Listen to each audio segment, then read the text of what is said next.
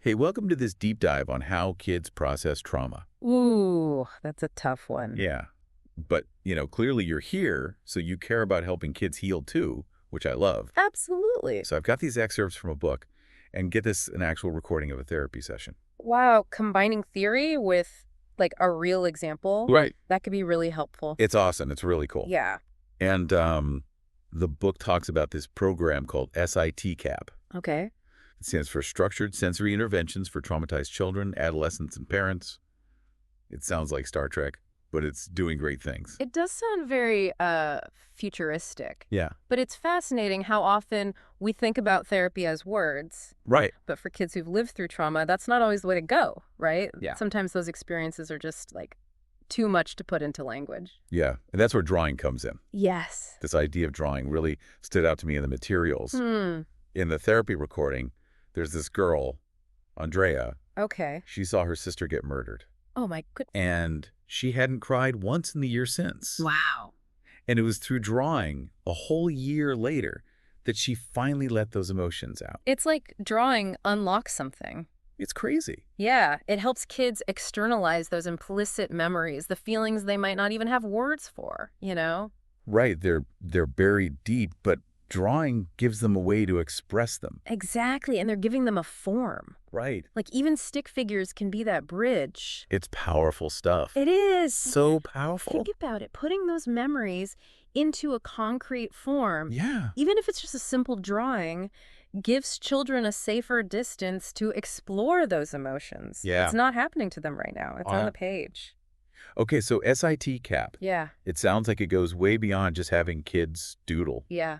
Help me unpack this a little. What makes it different from regular art class? You're right to ask that. It's not just arts and crafts. Right. The core of SITCAP is that it uses sensory activities to help children regulate their responses to trauma, both emotional and physical. Right. Imagine a child comes in after, say, a car accident. Oh, wow. Their system is just, like, on overdrive. So the first step would be to make them feel safe and calm. Exactly. Okay. We'd start by reassuring them that it's completely normal to feel scared or overwhelmed. Yeah. Then we might offer them choices. Do you want to draw? Right. Do you want to squeeze this stress ball? Interesting. Do you want to listen to some music? Okay. Giving them back some control. Yeah, because that feeling of being powerless is a huge part of trauma. Absolutely. But then how do you actually get them to process what happened? That's where the sensory activities come in. Okay. Drawing is just one example. Mm. There's also movement, playing with sand, even just listening to calming music. Okay. It's all about finding what helps that specific child regulate their nervous system. I'm starting to see how it all hits together. So you're calming them down, letting them choose, and using these activities to help them work through it. You got it. Okay. And as they start to regulate, then we can gently guide them towards reframing their experience. So it's not about pretending the bad thing didn't happen, No. but finding a way to see it differently. Exactly. Okay. And that leads us to something you highlighted in the outline. Yeah. The importance of personalized reframing. It makes sense, right? It does. One-size-fits-all approach wouldn't work for something as complex as trauma. Right. There's no single right answer Yeah. for how to reframe a traumatic experience. It has to be tailored to the individual child. Absolutely. Like you wouldn't give the same advice to someone who lost a pet as you would to someone who experienced abuse. Right. The trauma, the feelings, the needs. They're totally different. They're all so different. Yeah. It's interesting, this idea of reframing, but isn't there a risk of minimizing the trauma? It's a great question. Yeah. And it's a delicate balance. Reframing isn't about denying or minimizing the trauma. Right. It's about helping the child find a way to integrate it into their story without it completely defining them. Okay. It's about finding the strength and resilience within the pain. Okay, so it's more like Okay. helping them find a way to carry the experience without being completely crushed by it. Exactly. It's about finding a new perspective, a new narrative that allows them to move forward with hope and a sense of agency. That makes a lot of sense. Yeah. Okay, so we've talked about drawing, SITCAP, reframing. Right. It's all very focused on individual therapy. Yeah. But what about the environment a child is in outside of therapy? You're absolutely right. Yeah. And that's where the concept of trauma-informed environments comes in. Yeah. It's about recognizing that trauma doesn't just affect individuals, it impacts entire systems. So we're talking about families, schools, even entire communities. Exactly. Imagine a school where every adult, from the principal to the teachers to the janitors, understands the impact of trauma and knows how to respond in a way that supports healing. That sounds amazing. Right. But how do you actually make that happen? It goes much deeper than just having a counselor on staff. Okay. It's about embedding that awareness into the very fabric of the school. So it was like, Think about it this way. yeah. What if schools had policies that allowed for sensory breaks when kids are feeling overwhelmed? Hmm. What if discipline focused on restorative justice, helping kids understand the impact of their actions and repair harm rather than just punishment? Okay. I'm starting to see the difference. Yeah. It's not just about having resources available. Mhm. It's about creating a culture where everyone understands trauma and responds in a way that promotes healing. You got it. Okay. And it's not just schools. Think about healthcare settings, foster care systems, Right. even the juvenile justice system. Every interaction a child has with these systems can either re-traumatize them Oh, or gosh. help them heal. That's a powerful thought. It is. It makes me think of Erin Gruwell and her Freedom Writers class. Have you heard of that? Oh, of course. She took a group of students labeled as failures and created a classroom where they thrived by using writing to process their experiences. That's a fantastic example. Yeah. By understanding the impact of trauma, she was able to meet her students' needs in a way that traditional education had failed to do. It really highlights the power of creating a space where kids feel safe, understood, and empowered. Precisely. And that's what trauma-informed care is all about. Shifting our mindset from what's wrong with you Yes. to what happened to you. Exactly. That's a profound shift in perspective. It is. And it makes me wonder, if we can create these trauma-informed spaces in our communities, what kind of impact could that have on the world? That's a great question, and one that we can continue to explore as we dive deeper into this topic. Okay, so we've covered a lot of ground already. We have. From these personal stories of healing Yep. to these big picture ideas about transforming systems. It's a lot. But I think it all comes down to this fundamental belief that every child deserves to feel safe, loved, and supported. Absolutely. And that even in the face of trauma, Yeah, healing is always possible. I agree. So let's keep diving into these ideas and exploring how we can all contribute to creating a more trauma-informed world. Sounds good. Okay, let's take a quick break. We'll be right back. Okay. It is amazing to think about, what if we could create communities where everyone feels safe and supported? I know, it's a beautiful vision, Yeah. but creating that kind of change, it's daunting, It is a big goal. Where do we even begin? It's like you said before, maybe it starts with small, everyday interactions. Okay. The way we respond to a child's meltdown in the grocery store. Yeah. How we talk to a teenager who's acting out. Right. Even just how we listen to a friend who's going through a hard time. So instead of judging or giving unsolicited advice, we focus on listening with empathy Yes. and trying to understand where they're coming from. Exactly. Okay. And that's a perfect example of how we can create trauma-informed spaces. In our own lives. Yeah, in our own lives. Yeah. It's not just about big institutions. It's about how we interact with each other. On a human level. On a human level, yeah. Okay, so it's about shifting our mindset from what's wrong with you Yes. to what happened to you, Exactly. even in those everyday moments. Precisely. And it's about recognizing that we all have a role to play in creating a more compassionate and supportive world. This all makes me think back to Andrea, the girl from the therapy recording. Even a year after witnessing her sister's murder, she was still so detached from her emotions. It's like that part of her froze in time. The trauma was so overwhelming that she shut down emotionally as a way to cope. And it wasn't until she started drawing that those floodgates finally opened. Yeah, it's like the act of creating something tangible. Something outside of herself. Yeah. Allowed her to access and express those feelings in a safe way.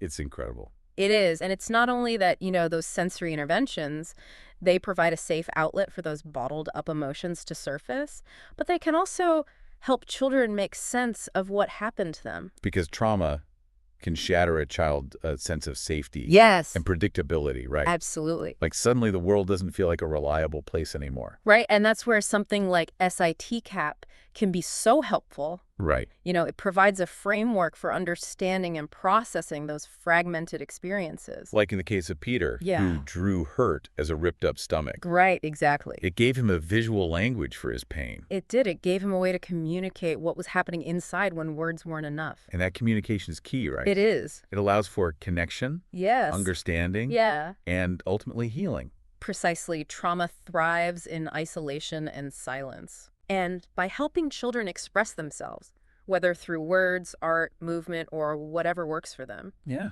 we break that cycle and create space for healing to begin. And what I love about SITCAP is that it seems to do all of that in a way that's so respectful of the child's pace Yeah. and individual needs. One of the core principles of SITCAP is empowering children with choices. It's not about forcing them to talk about things they're not ready to discuss, Right. but rather creating a safe container where they can explore their experiences at their own speed. It must feel so validating for them Absolutely. to have that sense of agency, Yeah. especially after experiencing something that likely made them feel powerless. It's about restoring a sense of autonomy and empowerment, helping them reclaim their own narratives. Listening to you talk about SITCAP makes me realize how much of our societal approach to dealing with difficult things is about shutting down emotions rather than processing them. It's true. We often send the message that negative emotions are something to be avoided or suppressed. Right. But the reality is, those emotions are there for a reason. Yeah. They're trying to tell us something. Right. And if we don't listen to them, They'll find other ways to get our attention. that's for sure. Yeah. I've definitely learned that the hard way. Yeah. So it's about recognizing that all emotions are valid, Yes. even the messy, uncomfortable ones. Exactly. And that's a valuable lesson, not just for kids, but for adults too. Okay, so we've talked about individual therapy, Yeah. about creating trauma-informed spaces in our personal interactions, Right. and how that can translate to larger systems like schools and communities. Right. But what about families? Yes. Families are huge. They play a critical role in supporting children who've experienced trauma, right? Absolutely. Parents and caregivers are the child's primary source of comfort, safety, and security. They have the power to either exacerbate the trauma Oh. or create an environment where the child feels safe to heal. That's a lot of pressure. It is a lot of pressure. As a parent myself. I know how challenging it can be to stay calm and regulated Right. when your child is having a meltdown. Yeah. It's hard enough when you know why they're upset, but when it's tied to something traumatic, A whole other level. that's got to be incredibly tough to navigate. You're right. It's not easy. And that's why it's so important for parents to understand the impact of trauma Okay. and how it might manifest in their child's behavior. So instead of seeing a tantrum as defiance Right. or manipulation, Yeah. they might recognize it as a sign that their child is feeling overwhelmed Exactly. and needs help regulating their emotions. It's about shifting that lens. Yeah. Seeing those behaviors not as intentional misbehavior, Okay. but as a cry for help, a sign that the child is struggling to cope. Okay, so instead of punishment, Right. the response becomes more about empathy and support. Exactly. But how do parents actually do that? Yeah, it's tough. What are some concrete things they can do to help their child heal? Well, first and foremost, parents need to prioritize their own self-care. Their own self-care. Yes. What do you mean by that? They can't pour from an empty cup, right? So they need to find ways to replenish their own emotional reserves What? so they can show up for their child with patience and presence. I've heard that called putting on your own oxygen mask first. Exactly. Parents can't effectively support their child's healing if they're running on fumes themselves. Right. So finding time for relaxation, exercise, connecting with friends, seeking therapy for themselves if needed, all of those things are crucial. It's hard, It is hard. As parents, we're often made to feel like we should be able to handle everything. Right, like asking for help is a sign of weakness. Yeah. It's a cultural message that needs to change. For sure. There's no shame in admitting you need support. In fact, it's a sign of strength and self-awareness. Okay. And in this case, it's essential to being able to show up for your child in the way they need. So self-care for the parent is key. What else? Another important step is for parents to educate themselves about trauma and its effects. Okay. There are so many resources available now. Like what? Books, websites, support groups Okay. that can help them understand what their child is going through and how to best support them. Knowledge is power. Right. Absolutely. The more parents understand about trauma, the less likely they are to personalize their child's behavior Yes. or feel like they're failing. It takes the pressure off. Yeah. And it's important to remember that there's no one-size-fits-all approach to parenting a child who has experienced trauma. Of course, every kid's different. Exactly. What works for one child might not work for another. Right. And that's okay. So being flexible, Yes. adaptable, Yeah. and willing to experiment with different approaches Exactly. until you find what clicks. Until you find what clicks, and don't be afraid to seek professional help. A therapist can provide guidance, support, and specialized tools to help both the child and the family navigate the complexities of trauma recovery. You know, there's so much stigma around therapy. There is. But in reality, it's a sign of strength and commitment to well-being. I couldn't agree more. Okay. And speaking of therapy, let's talk a little bit more about SITCAP. Okay.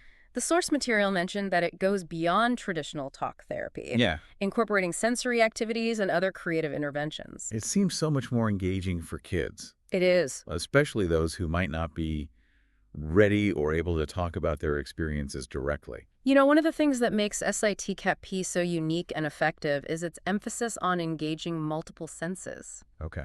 It recognizes that trauma is not just a cognitive experience. Right. It impacts the body and the nervous system as well. So it's not just about talking through things. Yeah. It's about feeling them, moving through them, expressing them in ways that go beyond words. You got it. Wow. Incorporating things like drawing, movement, music. Even aromatherapy can help children process their experiences on a deeper level. It gives them a language beyond words. Exactly. A way to express and release those emotions that might be trapped in their bodies. And not only that, but it's also about helping them regulate their nervous systems, Okay. which can be thrown off balance by trauma. Right. Activities that promote relaxation, grounding, and a sense of safety can be incredibly beneficial. Trauma can be so dysregulating, It is. both emotionally and physically. Yes. So giving kids tools to calm their nervous systems Right. and feel safe in their bodies Yeah. is essential to healing. It is. Can you give us some specific examples of the kinds of activities that might be used in SITCAP? Sure. We've already talked about drawing, which is a core component. Right. It allows children to externalize their experiences, give shape to their emotions, and communicate things that might be difficult to put into words. Like in the case of Andrea, Exactly. who was finally able to access her grief over her sister's death through drawing. It's amazing how something as simple as putting crayon to paper can unlock so much. Yeah, it is. Other activities might include play therapy, Okay. where children use toys and imaginative play to process their experiences, or sand tray therapy, where they create scenes and stories in a tray of sand, allowing them to express themselves nonverbally. That sounds really interesting. Yeah. And I imagine there's a lot of symbolism and metaphor that can come out in those kinds of activities. Absolutely. And for kids who might be more kinesthetic, Okay. movement therapy can be incredibly helpful. Interesting. It uses movement and physical expression to release tension and promote emotional regulation. So it's like using the body to process and release the trauma that might be stored there. Exactly. And what's beautiful about all of these approaches is that they tap into a child's natural way of being in the world. Play is a child's natural language. That's how they learn. It's how they make sense of the world, explore their emotions, and develop coping skills. SITCAP simply harnesses that innate healing power. It's like meeting children where they are, using their own language to help them heal and grow. You put it perfectly. It's about recognizing that there's no one-size-fits-all approach to trauma recovery. Right. Every child is unique. Exactly. And their healing journey will be unique as well. So it's about being flexible, Yes. adaptable, Yeah. and constantly assessing what the child needs to feel safe and supported in their healing process. Absolutely. And it's about recognizing that trauma recovery is not a linear process. Right. There will be ups and downs, setbacks, and breakthroughs. Of course. But with patience, compassion, and a belief in the child's inherent capacity to heal, amazing things can happen. I love that. Yeah. A belief in the child's inherent capacity to heal. It's like underneath all the hurt and confusion, Yes. that spark of resilience is still there, It is. just waiting to be reignited. I think that's a beautiful way to put it. Yeah. And speaking of resilience, there's another technique used in SITCAP that we haven't talked about yet. It's called externalization. Okay, I'm intrigued. Yeah. What is externalization and how does it help kids who've experienced trauma?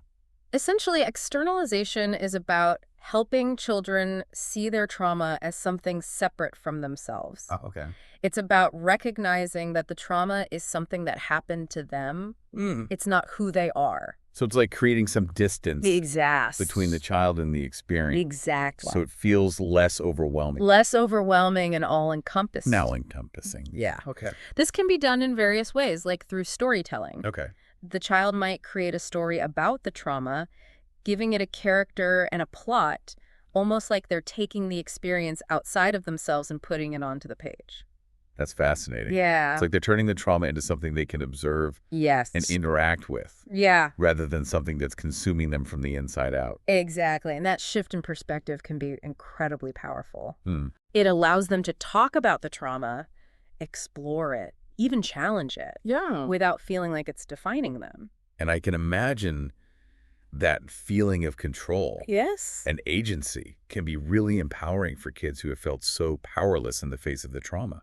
It is. It helps them reclaim their agency and shift their identity from victim to survivor. That's such an important distinction. It is. It's not about denying the impact of the trauma, Right. but it's about empowering them to see themselves as more than just their experience. You said it perfectly. It's about recognizing that they are more than their trauma and that they have the strength and resilience to overcome it.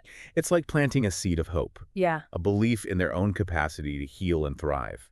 Now, we've talked a lot about therapists, parents, schools, and communities, Right. but there's one more piece of the puzzle that I think is crucial to address. Okay, I'm listening. What is it? The source material touched on the concept of collective trauma, and I think it's so important to understand how shared traumatic experiences can impact entire communities. So it's not just about individual healing. Right. It's about recognizing that trauma can have ripple effects, Exactly. impacting families, Yeah. relationships, even the social fabric of a community. Absolutely. And addressing collective trauma requires a community-wide effort. Okay, so what does that look like? Yeah. How can communities become more trauma-informed and supportive of those who have been affected by adversity? It starts with education and awareness. Okay. Communities need to understand the prevalence and impact of trauma and recognize that it's not a sign of weakness or something to be ashamed of. Right, it can affect anyone. It can affect anyone. It's a natural response to overwhelming experiences. It's about breaking down the stigma and creating a culture where people feel safe to talk about their experiences Yes. and seek help without fear of judgment. You got it. It's also about creating accessible and affordable resources for trauma recovery. So therapy, support groups. Yes, things like therapy, support groups, community outreach programs. Making sure that help is available for everyone, Exactly. regardless of their income or background. It shouldn't be a luxury to heal. Right. And it's about creating safe and welcoming spaces within the community. Like what? Think about hospitals, libraries, places of worship, any place where people gather. You know, creating a sense of belonging and connectedness, a feeling that people are welcome and supported no matter what they're going through. Right. And it's about fostering a culture of compassion and empathy, Yeah. where people are willing to listen without judgment, offer support, and stand up for those who are struggling. Mm-hmm. It's about recognizing that we are all connected and that our individual well-being is intertwined with the well-being of our community as a whole. You know, what you're describing sounds like a very different world from the one we often live in. It does, doesn't it? A world where people are more attuned to each other's needs, Yeah. where vulnerability is seen as a strength, Yeah. and where healing is seen as a collective responsibility. It's a beautiful vision, It is. but I truly believe that this kind of world is possible. Mm-hmm. It starts with each of us making a conscious effort to be more trauma-informed in our interactions, Okay. to listen with empathy, Yeah. to offer support, Right. and to advocate for systems that promote healing and justice. And it starts with believing that even in the face of adversity, Yes. there is always hope for healing and growth. You said it perfectly. Okay, so we've talked about the impact of trauma on individuals, Yes. families, and communities. Right. But let's zoom back in for a moment Okay. and talk about the long-term impacts of trauma. Yeah. We know that it can have profound effects on a child's development, Yeah. affecting them physically, emotionally, cognitively, and socially. That's a powerful image. Just like a shockwave Yeah. that reverberates through their entire being. And it's important to understand that those impacts can manifest in many ways. Like what? Physically, trauma can disrupt a child's developing nervous system, leading to problems with sleep, appetite, Okay. and sensory processing. So things like chronic fatigue, digestive issues, Yeah. or sensitivity to loud noises, Right. or bright lights Exactly. could be signs that a child is struggling with the after effects of trauma. Absolutely. Their bodies are constantly on high alert, Mm. even when there's no real danger present. And emotionally, trauma can leave children feeling overwhelmed, anxious, and fearful. Yes. They might struggle to regulate their emotions, have difficulty trusting others, Right. or withdraw from social situations. It can be so hard to feel safe in the world It is. when your body and mind are stuck in survival mode. You're right, and that constant state of hypervigilance Yeah. can make it incredibly challenging for children to connect with others Or- and engage fully in life. And then there's the cognitive impact. Yeah. Trauma can also make it difficult for kids to focus, learn, and remember things. Right. Absolutely. Trauma can impair the hippocampus, which is the part of the brain responsible for memory formation and retrieval. Okay. This can lead to difficulty learning new information, remembering past events, and making sense of time and sequence. It's like their brains are working overtime just trying to keep up with the present moment, Yes. making it that much harder to process and retain new information. Exactly. And trauma can also affect the prefrontal cortex, Okay. which is involved in planning, decision-making, and impulse control. So it's not just about academic challenges. Right. It's about their ability to make good choices, Yes. control their impulses, Yeah. and plan for the future. You're right. These are all crucial skills for navigating life successfully. Right. And trauma can make it incredibly difficult for children to develop and utilize them effectively. It's like the trauma has hijacked their brains, That's a powerful way to put it. making it that much harder for them to learn, grow, and thrive. But the good news is that the brain is incredibly resilient and adaptable. Okay, so there's hope, There is hope. even when it feels like the trauma has caused lasting damage. Absolutely. Through therapy and other interventions, Okay. we can help rewire those neural pathways and foster healing and recovery. So it's possible to undo some of the damage that trauma has caused in the brain. Yes, it's about harnessing the brain's plasticity to promote healing and resilience. Okay.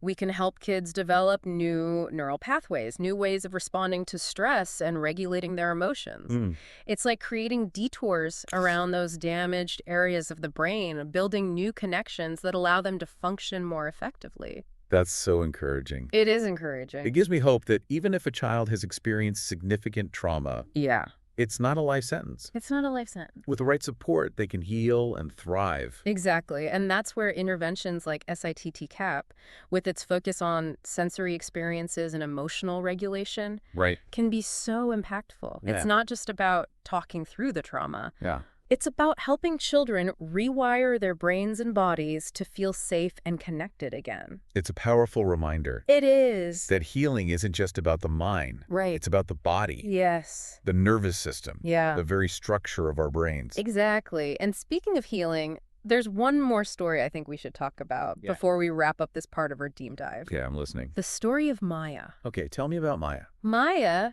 is a young girl who experienced severe neglect in her early childhood. Oh, wow. She was never physically abused, but her basic needs for food, shelter, and emotional connection Right. were never met consistently. Neglect can be so insidious, can't it? It can. It's like the absence of something essential Yes. rather than the presence of something harmful. You're right, and often the effects of neglect are just as devastating as the effects of physical or sexual abuse. So how did Maya's early experiences of neglect impact her development? Well, when Maya came into therapy, she was incredibly withdrawn and emotionally detached. She had a hard time making eye contact, and she rarely spoke. Wow. She was also very small for her age, and she struggled to regulate her emotions.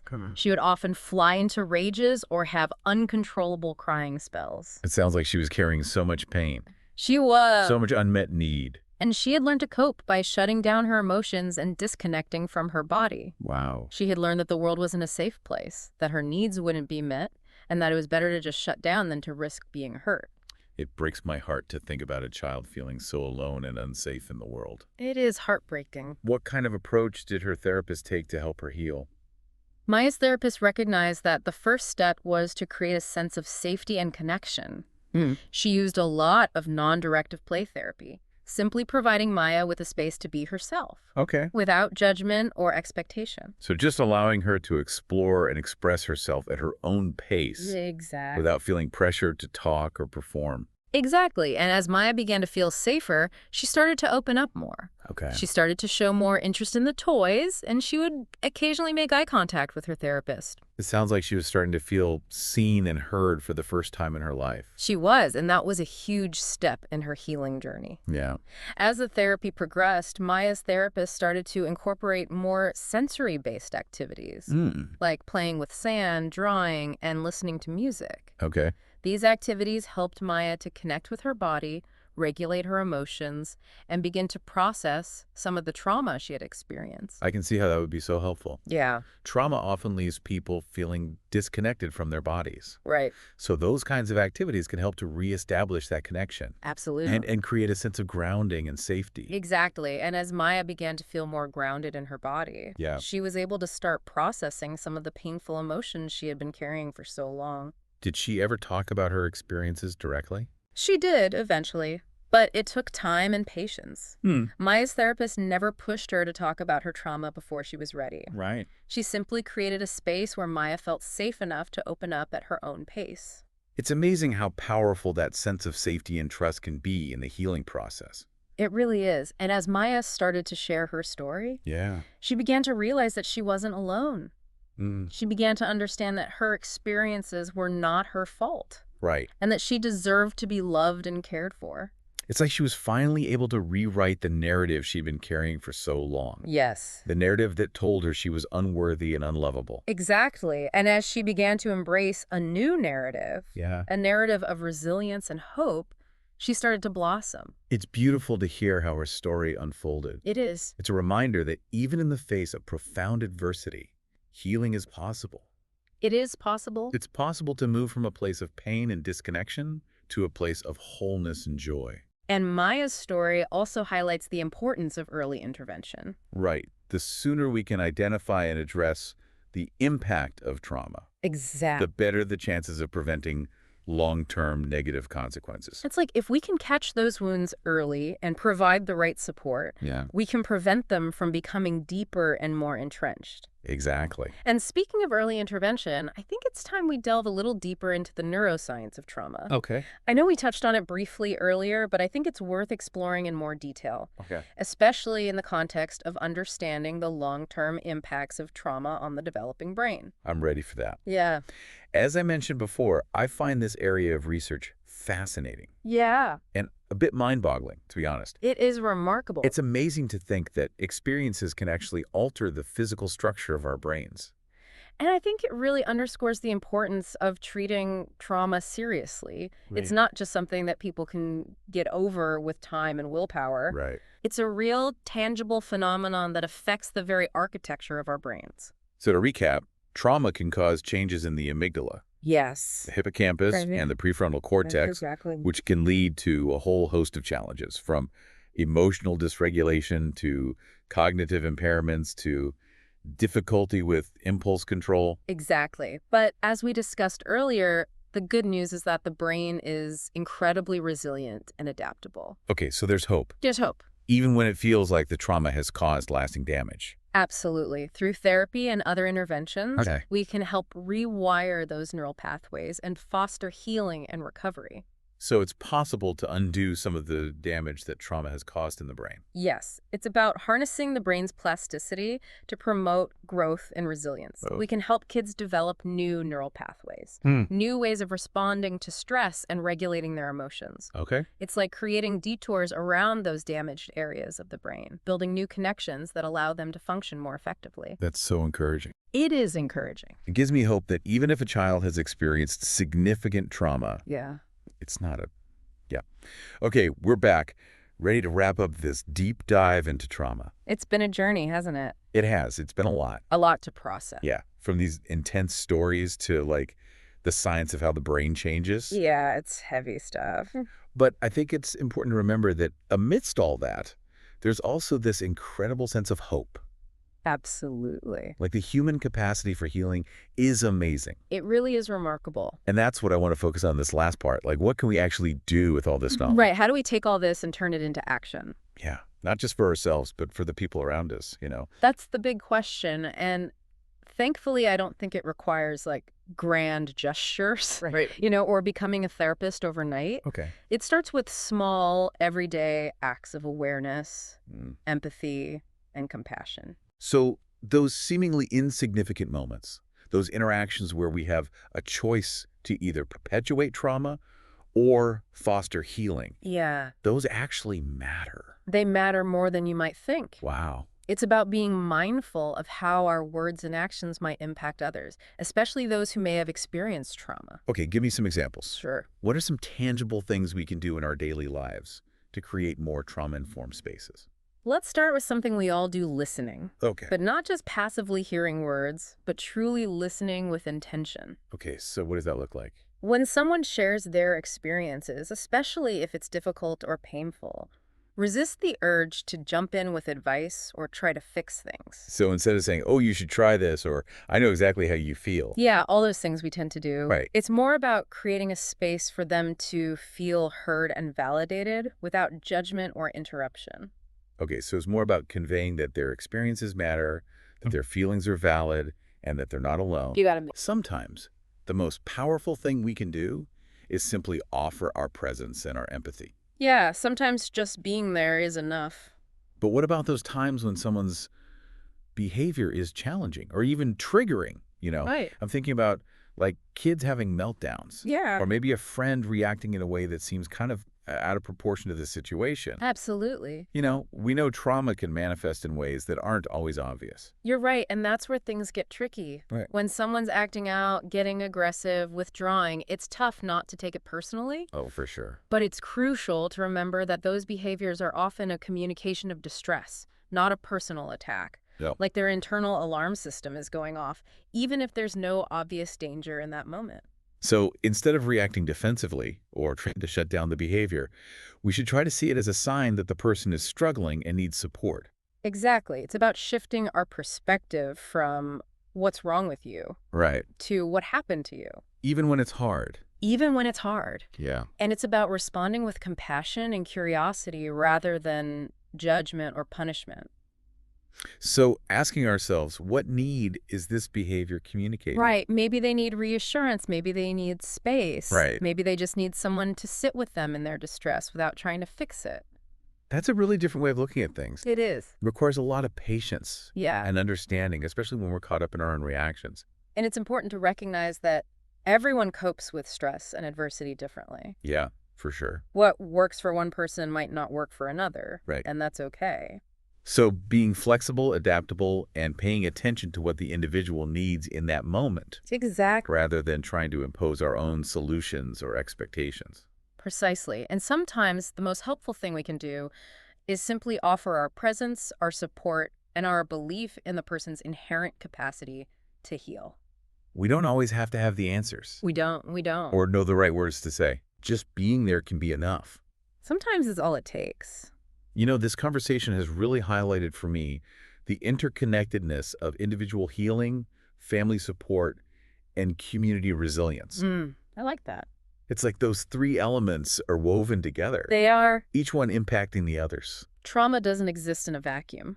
Wow. It ripples outwards, affecting relationships, families, and communities. Right. And conversely, healing can also have a ripple effect, Yes. creating a more compassionate and resilient society. Absolutely. So it's about recognizing that our individual actions, Yeah. however small they may seem, can contribute to a larger movement Yes. towards healing and transformation. We're all part of something bigger. It's like even if we're not therapists or first responders, we can still create those pockets of safety and support in our own spheres of influence. Absolutely. It's about shifting our mindset from that's their problem Right. to we're all in this together. We can all contribute to creating a world where people feel seen, heard, and supported on their healing journeys. I love that. And where those healing journeys are not seen as a sign of weakness, Yeah. but as a testament to the strength and resilience of the human spirit. You said it perfectly. Well, I think we've reached the end of our deep dive. I think so too. We've covered a lot of ground today, from the Yes. intricacies of implicit memory Right. to the transformative power of SITCAP Yeah. to the importance of creating trauma-informed communities. It's been a lot, but it's been good. It's been a heavy Yeah. but incredibly insightful journey. I hope it's left our listeners feeling empowered, informed, and inspired to make a difference in their own lives and communities. I couldn't agree more. And before we go, I want to reiterate something you said earlier. Okay. It all starts with asking ourselves, what small steps can I take to create a more trauma-informed world? That's the question. Even small acts of kindness and understanding can have a profound impact. I truly believe that. Me too. Let that question be a guiding light as we navigate our daily interactions and strive to make the world a safer, more compassionate, and more healing place. Thank you for joining us on this journey of discovery. It was my pleasure. Until next time, keep diving deep.